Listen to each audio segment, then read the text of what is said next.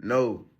When you meet a female and you realize that she rate you, and it's evident when a female rate you more than how you rate her. The way she look upon you, the way she interact with you, how she respond to things when you say, she dead like a sponge, you can see it, say she look up to you, she think you're very intelligent. And she thinks she inferior to you. You have to use that now and just create some standards where you're not even believing in yourself. You see me some unattainable things where females not think. Yeah, tell her, say, oh, be even tell her the truth. My uncle like woman way. My uncle like woman way. My uncle like woman way sleep with one eye open. Now she say, I mean that, you know. I mean that that's some mistake. And you say, yeah.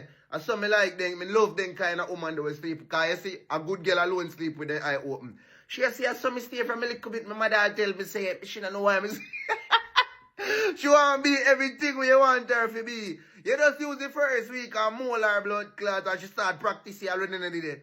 Change her up, man. Not even her friend don't know her when you're done with her, man. Me I tell you, you find the perfect clone for your next 2-3 years. You see?